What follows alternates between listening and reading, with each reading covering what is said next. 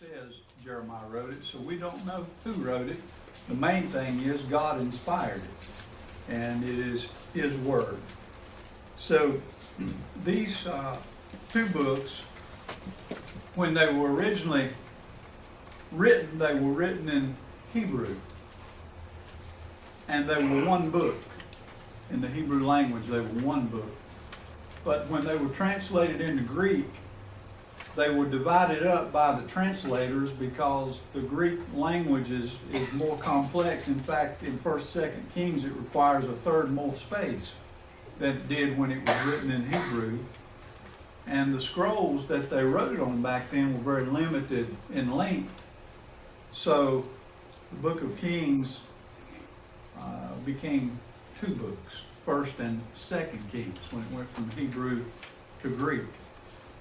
The book of Kings was written when the first temple was standing. And these two books, 1st and 2nd Kings, really are a continuation of 1st and 2nd Samuel.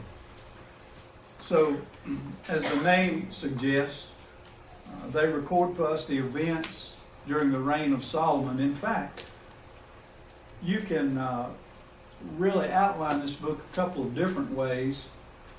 And if you remember 4 major events, you pretty much get what 1st and 2nd Kings will be about. And it begins in 967 BC. 967 BC, Solomon builds the temple. And that's a major event. In 967 BC, Solomon builds the temple.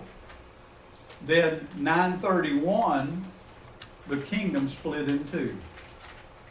In 931, the kingdom split in two, and 10 tribes went together and they founded Israel. And their king was Jeroboam. And then the other 2 tribes, Judah and Benjamin, formed Judah, the southern tribes, and their king was Rehoboam. So they split at that time. The 12 tribes that had been a united nation became a divided nation.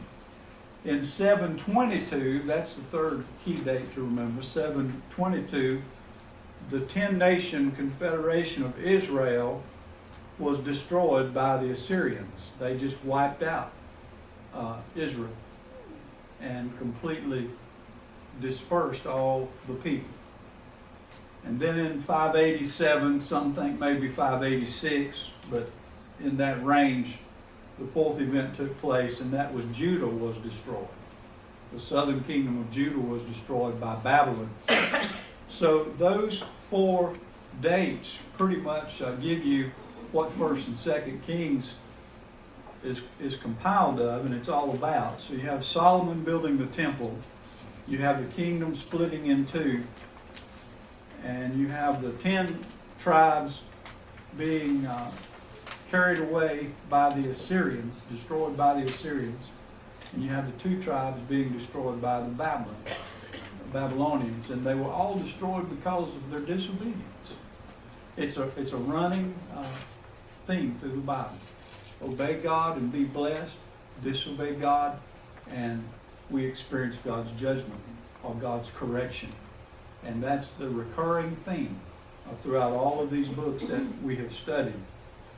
Now I want to give you today a little bit of a different outline, and we begin by thinking about the years of strength.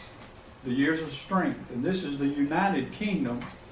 And we read about these strong years here in 1 Kings, the first 12 chapters. For about 120 years, the 12 tribes were united.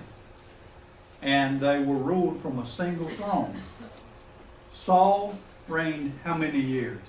Do you remember?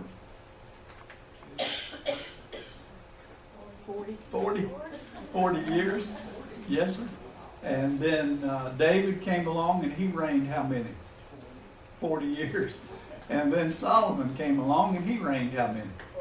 40 years. They each had a 40-year reign, so that was 120 years. With the death of Solomon, when Solomon died, those 10 tribes I talked about a moment ago divided from the other 2. and the kingdom was divided.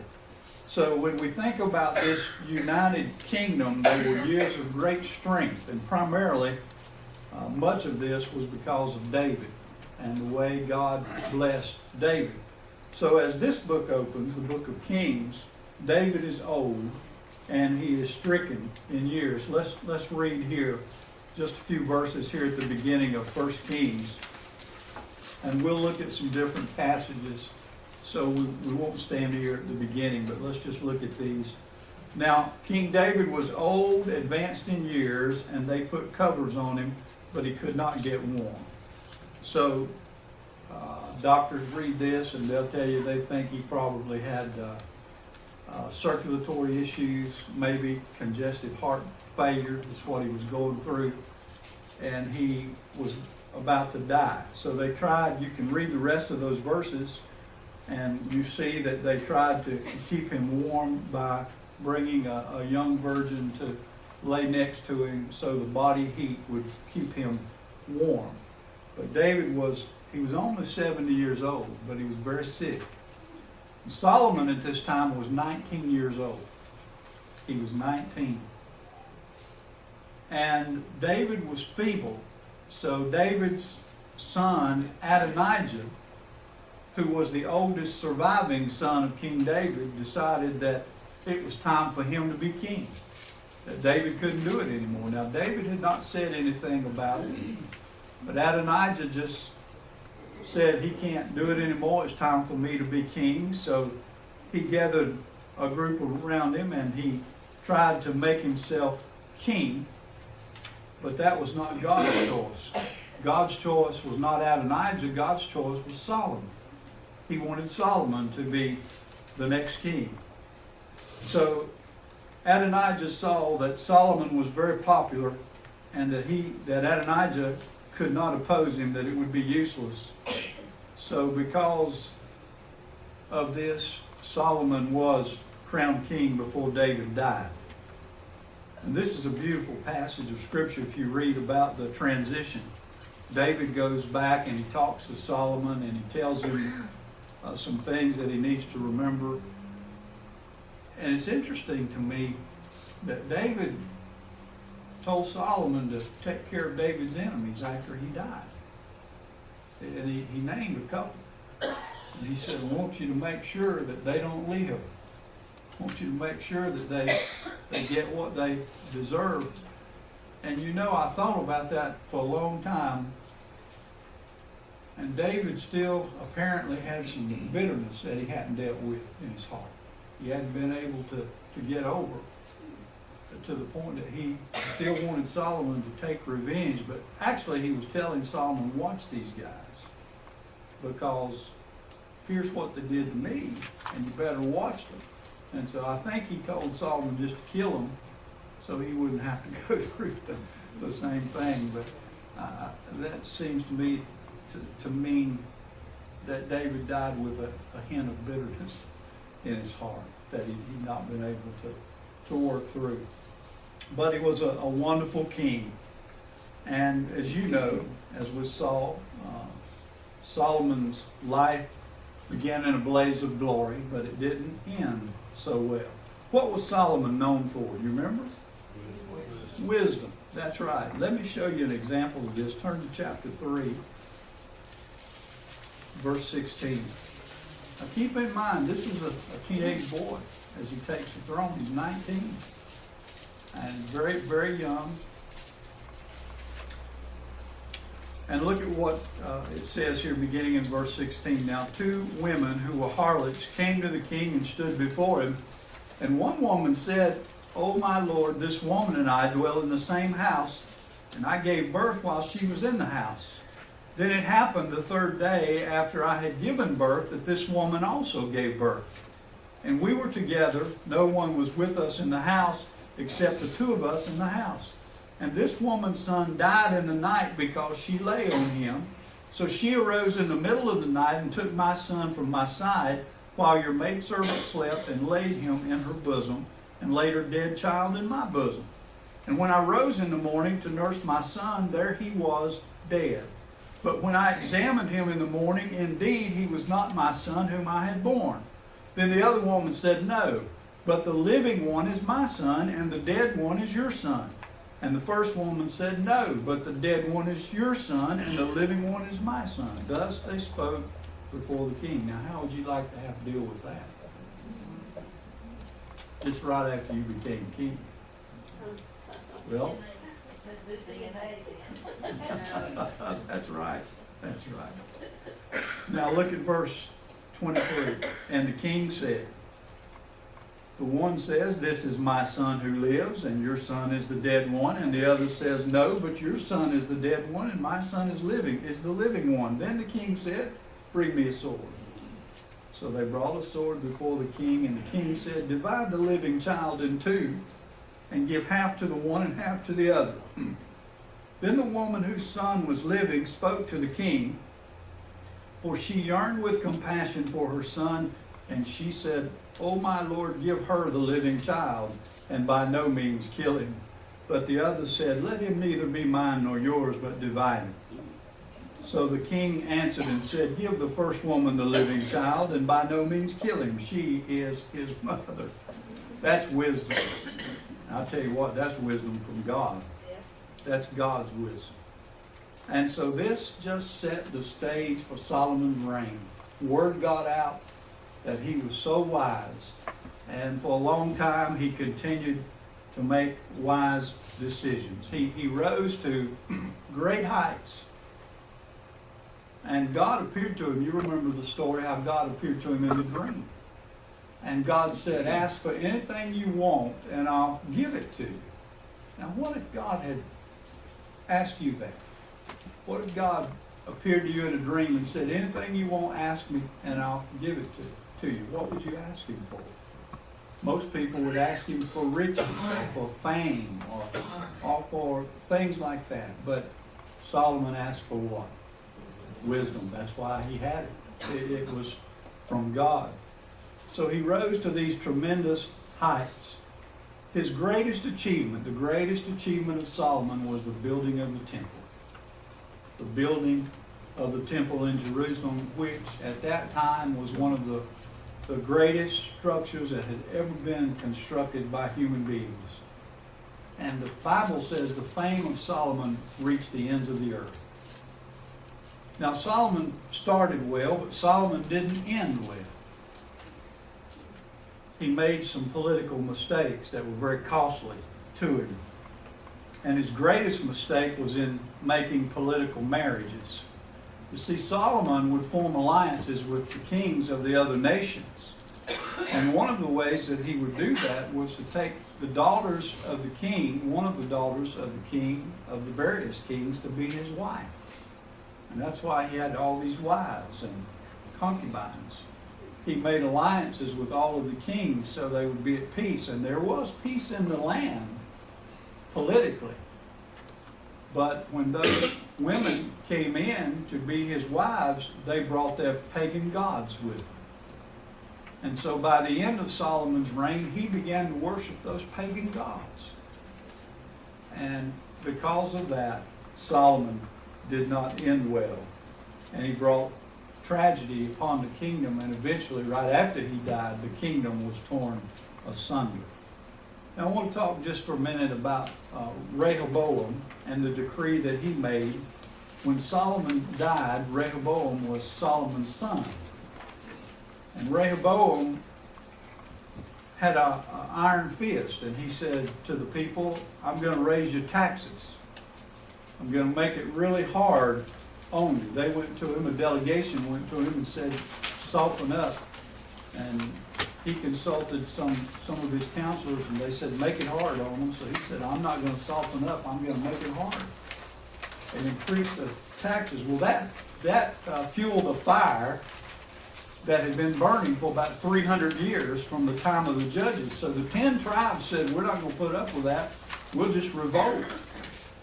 And they did. Only 2 tribes remained loyal, Benjamin and Judah.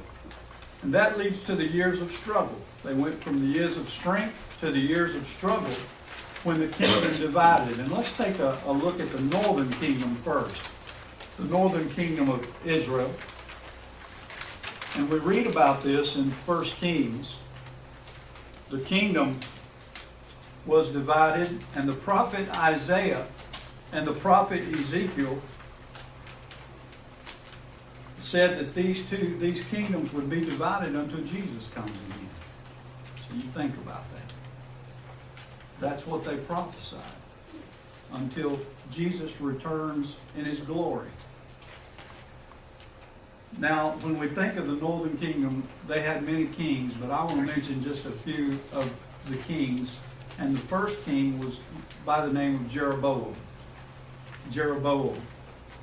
And Jeroboam, the Bible says about him that he led Israel to sin. He was formerly an officer under King Solomon, but he had an axe to grind against Solomon. And so he became king during this rebellion when the kingdom split in two. And he set up a golden calf at Bethel. Bethel, remember, means house of God. So he set up a golden calf at the house of God, and he set up a golden calf at Dan. Why did he do that?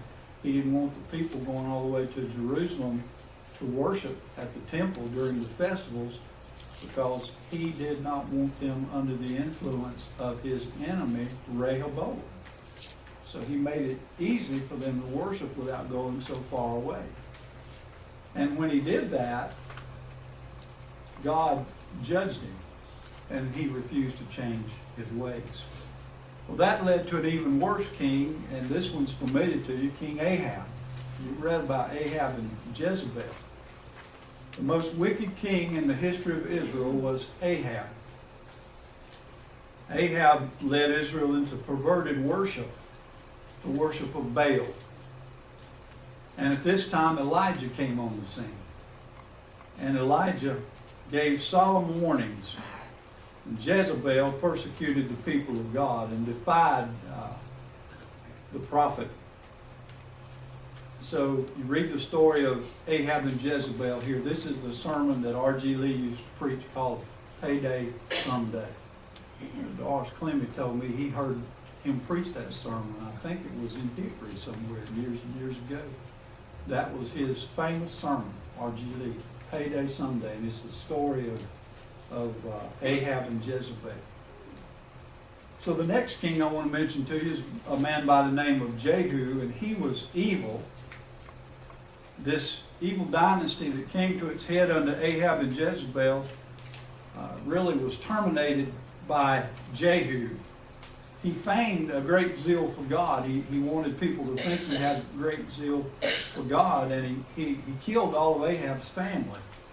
And he put a temporary end to Baal worship, but he was an ungodly man, and he didn't depart from the sins of Jeroboam.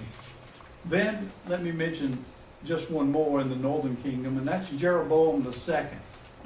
Jeroboam the second. For years, Israel had been checkmated by Syria to the north. And Jeroboam the second was a great king who was able to throw off the Syrians and to restore Israel to its former greatness. But his reign was marked by injustice and immorality, and when he died, Israel really declined. I mean, they just went straight down, and at the same time they were going down, Assyria was coming up. So it spelled trouble for Israel in the future.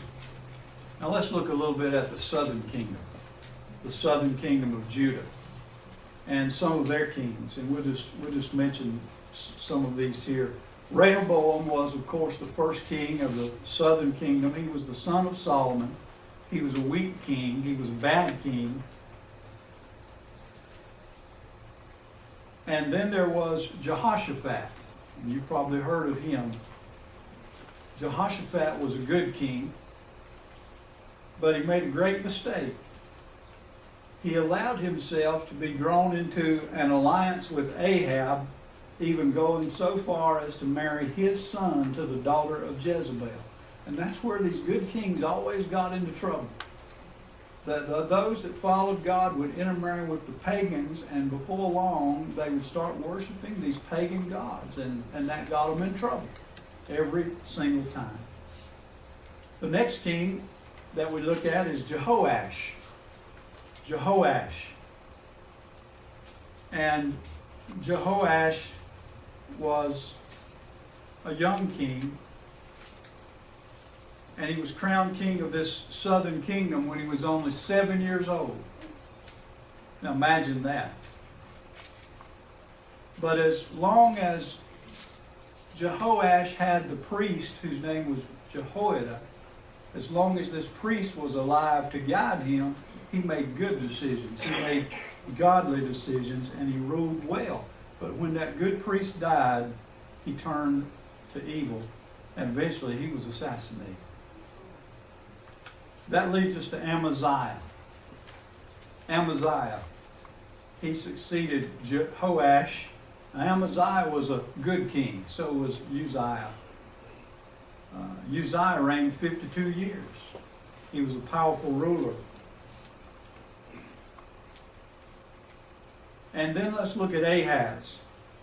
Ahaz was the next king of the southern kingdom of Judah. By this time the Assyrians had expanded westward, and Ahaz was afraid that the Assyrians were going to come in and take them over.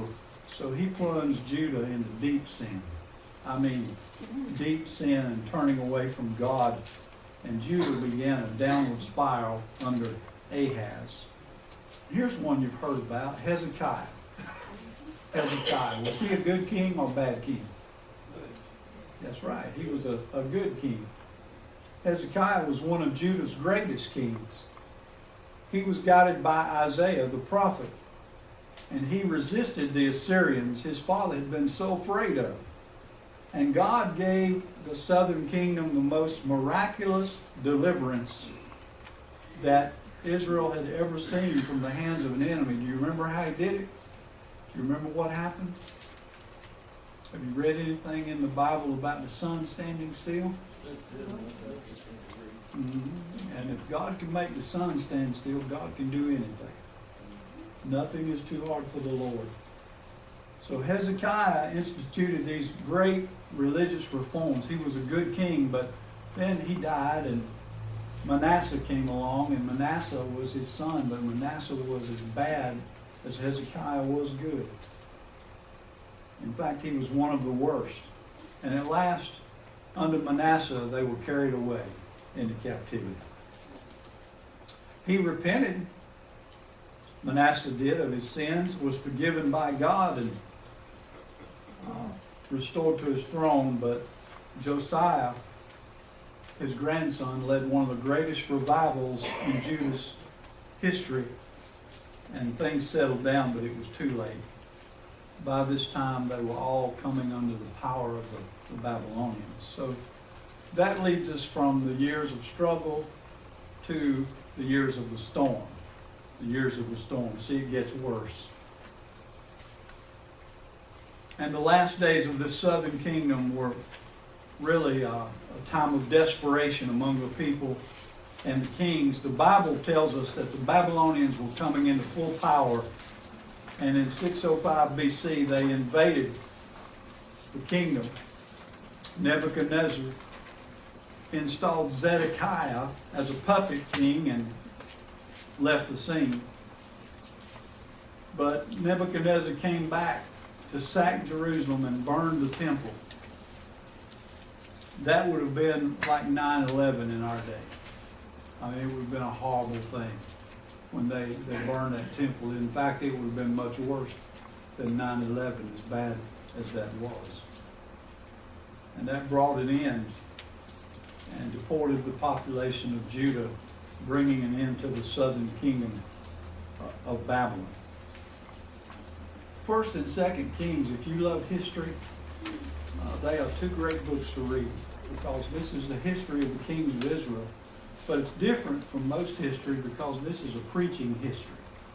And by that I mean it has a great message behind it. And the message is that God blesses obedience and judges disobedience.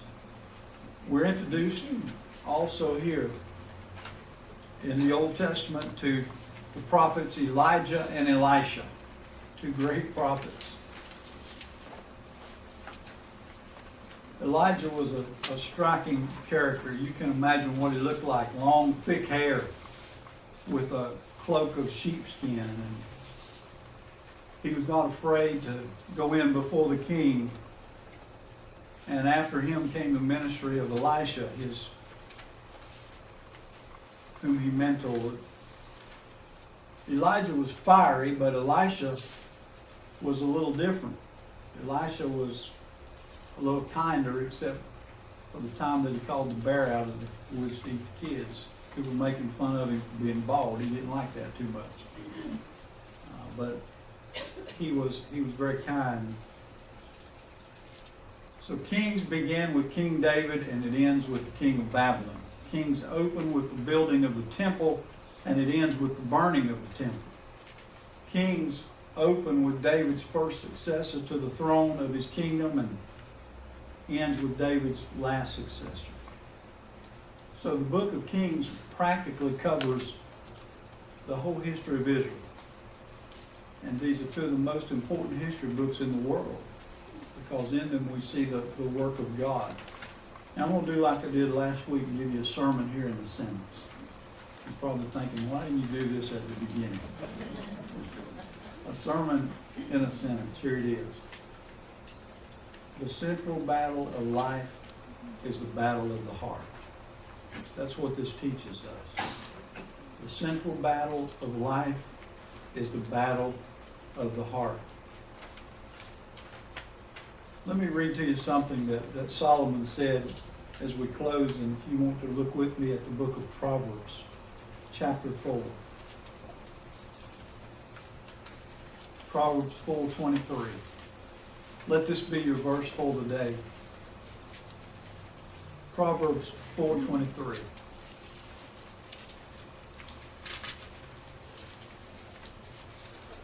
Keep your heart with all diligence, for out of it spring the issues of life. Keep your heart with all diligence, for out of it springs the issues of life. That was written by Solomon. And had he heeded that,